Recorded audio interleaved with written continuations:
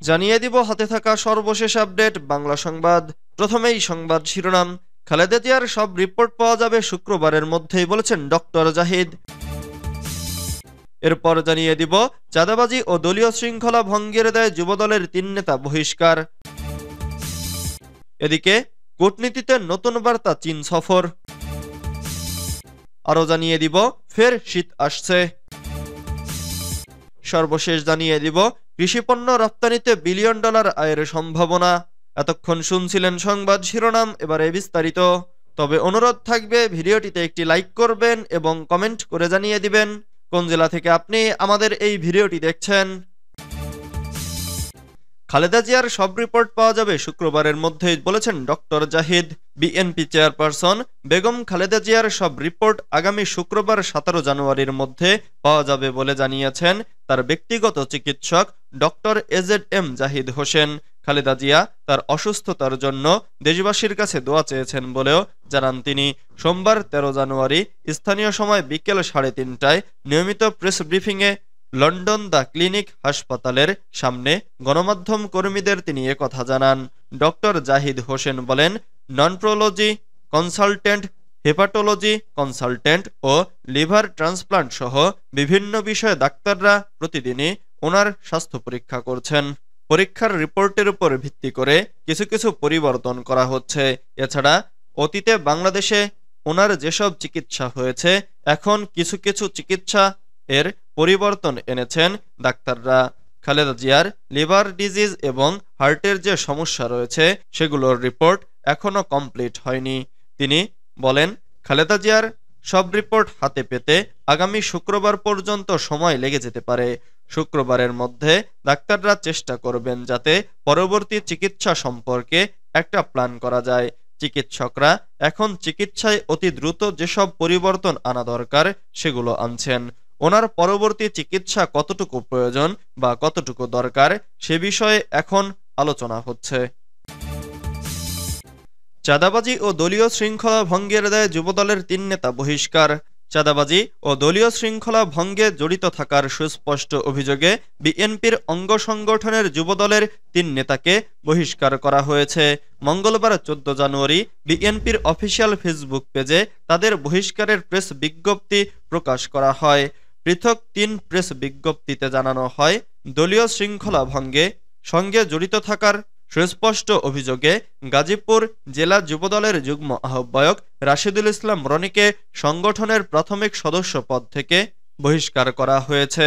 একই অভিযোগে রংপুর জেলা যুবদলের সহ সভাপতি রাকিব হোসেনকে প্রাথমিক সদস্য পদ সহ সব থেকে বহিষ্কার করা হয়েছে। এছাড়া চাঁদাবাজির সুস্পষ্ট অভিযোগে রানীনগর উপজেলার একডালা ইউনিয়ন যুবদলের যুগ্ম আহ্বায়ক মোহাম্মদ ইমরান হোসেনকে প্রাথমিক সদস্য পদ সহ সব পদ থেকে বহিষ্কার করা হয়েছে।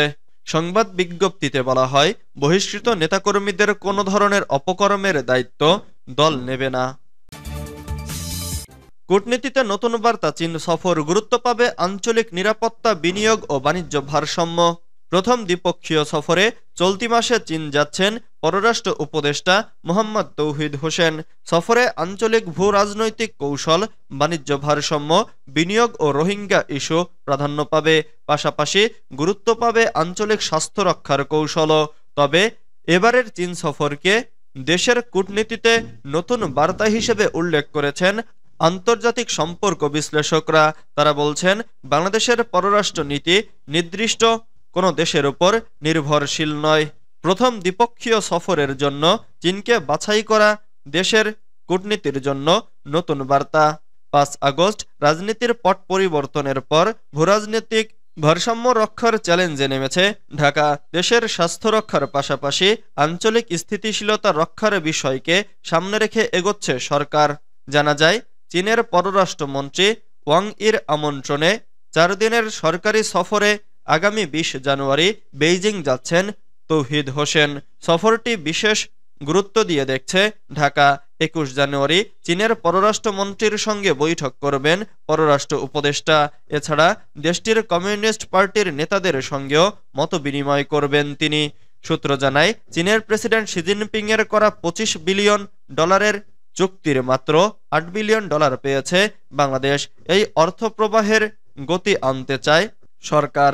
এছাড়া বাংলাদেশের পক্ষ থেকে সুদের হার 2% থেকে কমিয়ে যৌক্তিক পর্যায়ে নিয়ে আসার পাশাপাশি ঋণের প্রতিশ্রুতি ফি 0.5% বাতিল চাওয়া হবে। এছাড়া বৈঠকে গুরুত্বপূর্ণ প্রকল্পগুলো নিয়ে আলোচনা করা হবে। অন্যদিকে চীনের পক্ষ থেকে বৈঠকে বৈশ্বিক উন্নয়ন উদ্যোগে বাংলাদেশকে যুক্ত করার বিষয়টি জোর দিয়ে তোলা হবে। পররাষ্ট্র মন্ত্রণালয় সূত্র জানায়, চীনের পররাষ্ট্রমন্ত্রীর সঙ্গে দ্বিপক্ষীয় বৈঠকে কৃষি, শিক্ষা, বাণিজ্য এবং রোহিঙ্গা সমস্যার সমাধানের অগ্রগতি নিয়ে আলোচনা করা হবে। পাশাপাশি বাণিজ্য ভারসাম্যহীনতা দূর করা ও বাংলাদেশে চীনা বিনিয়োগ বৃদ্ধির বিষয়ও গুরুত্ব পাবে। ফের শীত আসছে। পঞ্চগড়ে আজও 10 ডিগ্রির নিচে তাপমাত্রা নেমেছে, বেড়েছে শীতের তীব্রতা। আর এরই মধ্যে সারা দেশে তাপমাত্রা কমার ইঙ্গিত দিয়েছে আবহাওয়া অফিস। সেই সঙ্গে দেশের কোথাও কোথাও মাঝারি থেকে ঘন কুয়াশা পড়ার কথাও জানানো হয়েছে। সোমবার 13 জানুয়ারি সন্ধ্যায় দেওয়া আবহাওয়ার পূর্বাভাসে এ তথ্য জানানো হয়। বুধবার 15 জানুয়ারির আবহাওয়ার পূর্বাভাসে বলা হয়, এদিন সন্ধ্যা 6টা থেকে পরবর্তী 24 ঘন্টায় অস্থায়ীভাবে আংশিক মেঘলা আকাশ সহ সারা দেশের আবহাওয়া শুষ্ক থাকতে পারে। শেষ রাত থেকে সকাল পর্যন্ত সারা দেশের কোথাও কোথাও হালকা থেকে মাঝারি ধরনের কুয়াশা পড়তে পারে। সারা দেশে রাত এবং দিনের তাপমাত্রা সামান্য হ্রাস পেতে পারে। এছাড়া বর্ধিত 5 দিনের শেষ দিকে তাপমাত্রা আবারও হ্রাস পেতে পারে বলেও পূর্বাভাস দিয়েছে আবহাওয়া অধিদপ্তর। কৃষিপণ্য রপ্তানিতে $1 বিলিয়ন আয়ের সম্ভাবনা। অর্থবছরের প্রথমার্ধের রপ্তানি আয়ের হিসাব মেলানোর পর সংশ্লিষ্টরা এমন আশা করছেন। গত 2 বছর কমার পর আবারও গতি ফিরেছে কৃষি ও খাদ্যপণ্য রপ্তানি। ফলে চলতি 2024-25 অর্থবছর শেষে কৃষিজাত পণ্য রপ্তানির আয় $1 বিলিয়ন ঘরে পৌঁছাতে পারে। অর্থবছরের প্রথমার্ধের রপ্তানি আয়ের হিসাব মেলানোর পর খাত সংশ্লিষ্টরা এমন আশা প্রকাশ করেছেন। তথ্য বিশ্লেষণে দেখা গেছে, পরপর 2 অর্থবছরে রপ্তানি কমার পরে চলতি অর্থবছরের প্রথম 6 মাসে দেশে উৎপাদিত কৃষি ও খাদ্যপণ্যের রপ্তানি উল্লেখযোগ্য হারে বেড়েছে। রফতানি উন্নয়ন ব্যুরোর তথ্যে দেখা গেছে, 2024-25 অর্থবছরের প্রথমার্ধে সবজি, ফল, চা, মশলা এবং তামাকের মতো কৃষিজাত পণ্যের রপ্তানি 9.31% বৃদ্ধি পেয়েছে। প্রথম 6 মাসে বাংলাদেশি উদ্যোক্তারা 59,55,10,000 মার্কিন ডলারের পণ্য রপ্তানি করেছে। তথ্য বলছে, আগের 2023-24 অর্থবছরের একই সময়ে রপ্তানির পরিমাণ ছিল 54,47,70,000 মার্কিন ডলার।